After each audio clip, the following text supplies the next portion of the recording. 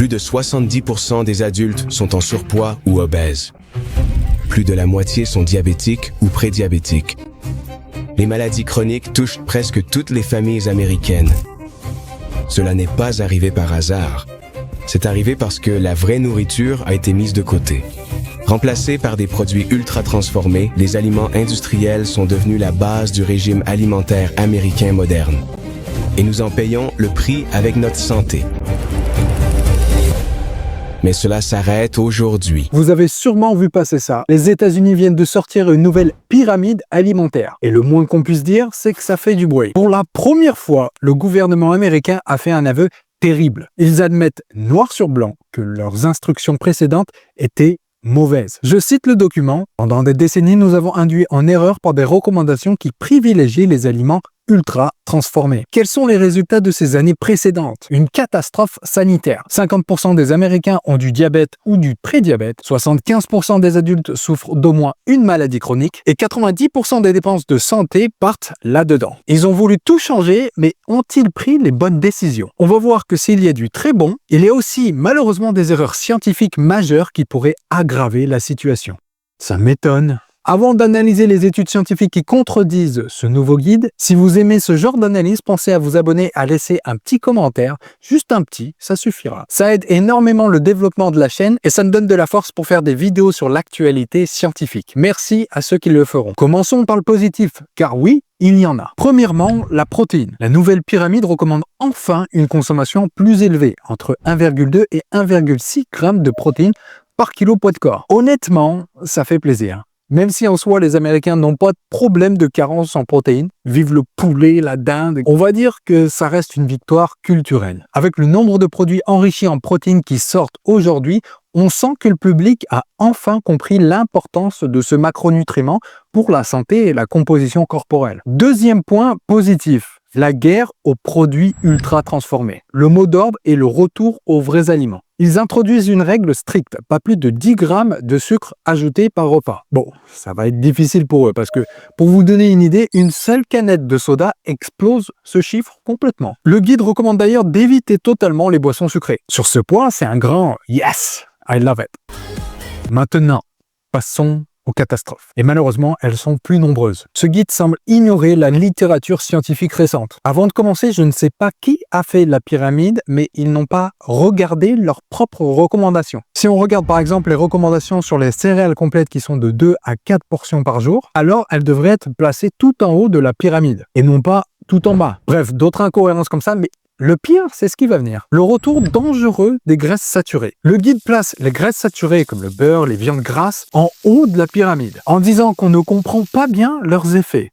Alors, s'il vous plaît, parlez pour vous, s'il vous plaît, car c'est faux. La science est claire là-dessus. Par exemple, prenons une méta-analyse sur 59 000 personnes. Celle-ci a prouvé que réduire les graisses saturées diminue les événements cardiaques de 21%. Une autre sur seulement 220 000 personnes montre qu'une augmentation de la concentration totale des graisses saturées dans le sang est liée à un risque accru de 8% du diabète du type 2. Pire encore, une étude de 2025 montre que consommer du beurre augmente le risque de mortalité, alors que le remplacer par des huiles végétales le réduit. Alors dire qu'on ne sait pas, c'est clairement ignorer volontairement les données scientifiques récentes. Deuxièmement, la diabolisation des huiles végétales, comme les oméga 6. Vous avez d'ailleurs sûrement entendu dire des influenceurs que les huiles de graines sont toxiques. Le guide semble suivre exactement cette mode. Mais pas la science. Une méta-analyse de 2025 montre que les oméga 6 sont associés à une réduction des risques de maladies cardiaques et de cancer. L'huile de canola, par exemple, aide à réduire l'IMC et les risques métaboliques. La pyramide rate complètement la coche ici, en mettant en avant les graisses saturées aux graisses insaturées. Alors, entendez-moi bien, nous sommes d'accord, tout dépend de la quantité et de l'équilibre de ces huiles. Mais par exemple, dans ces études, le beurre a nettement augmenté le mauvais cholestérol, le LDL. Résultat clé, remplacer le beurre par des huiles végétales comme l'huile d'olive, de colza ou de soja réduit significativement le risque de mort prématurée, via par exemple maladie cardiaque ou cancer. Clairement, dans ces études, le beurre est associé à une mortalité plus élevée. Cette étude de 2020 compare les effets d'un régime riche en graisses saturées par rapport à un régime riche en sucre libre, sucre ajouté, sur la santé métabolique. Le résultat de cette étude sont que le régime riche en graisses saturées a augmenté le gras dans le foie, les graisses intra-hépatiques, de 39%. À l'inverse, le régime riche en sucre n'a pratiquement pas changé le taux de gras dans le foie. Également, le régime gras saturé a provoqué une réponse exagérée du glucose et de l'insuline après le repas. Donc un moins bon contrôle de la glycémie comparé au régime de sucre. Concernant la viande rouge, le guide alimentaire des Américains est trop laxiste. À savoir que le cancer est la deuxième cause de décès aux USA. Or, les études montrent que chaque portion de 50 grammes de viande rouge augmente significativement le risque de cancer du côlon et du rectum, jusqu'à 22% d'augmentation. Remplacer la viande blanche par de la rouge augmente le risque de 21%. C'est une donnée qu'on ne peut pas ignorer quand on écrit une politique de santé publique. Non, je sais pas.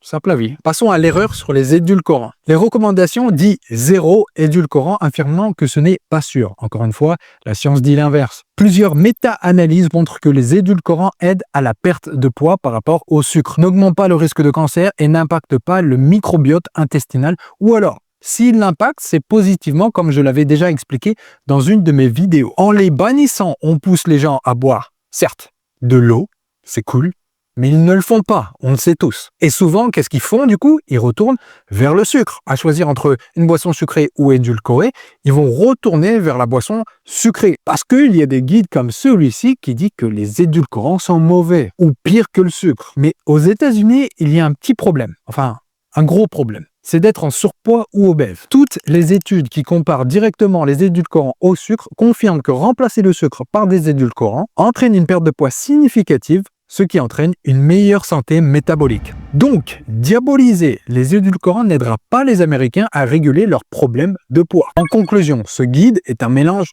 étrange. Il y a du bon sens, comme stopper le sucre et les produits transformés, plus augmenter les protéines, super, mais il y a également des contradictions scientifiques. Honnêtement, entre nous, ça révèle un problème plus profond que la simple pyramide, le système éducatif. On se rend compte que les institutions, le gouvernement, les instructions sont erronées, fake. Et ça conduit à un problème majeur, l'éducation, les institutions éducatives, car à la fin, les professeurs ont accès à des instructions qui ne sont pas factuelles. Ils viennent donc éduquer des futurs nutritionnistes, des coachs, sur des données erronées. Ou même des médecins peuvent enseigner ou prescrire des choses qui sont au final fausses ou obsolètes. Avoir un gros diplôme aujourd'hui ne protège pas contre les erreurs si on ne se met pas à jour sur les connaissances. La science évolue, ce qui était vrai il y a 20 ans ne l'est peut-être plus aujourd'hui. C'est pour ça qu'on voit parfois sur les réseaux sociaux des nutritionnistes passionnés qui sont plus à jour sur la science actuelle que certains médecins qui restent sur leurs cours des années 90. En science, il ne faut jamais rien prendre comme acquis. Et c'est d'ailleurs exactement ce qu'on fait chez 10 et on lit toujours les dernières revues scientifiques pour s'assurer de proposer les produits les plus optimisés à ce jour. Après, honnêtement, on peut relativiser un petit peu avec cette pyramide plus ou moins catastrophique, car sincèrement, qui va vraiment l'écouter? Mais si ça vous dit, je pourrais faire une vidéo sur ce que la pyramide aurait dû être en fonction des nouvelles études qu'on a actuellement. Dites-moi ça dans les commentaires. N'oubliez pas de vous abonner. Sur ce, c'était Cyril de 10 et je vous dis à la prochaine. Ciao!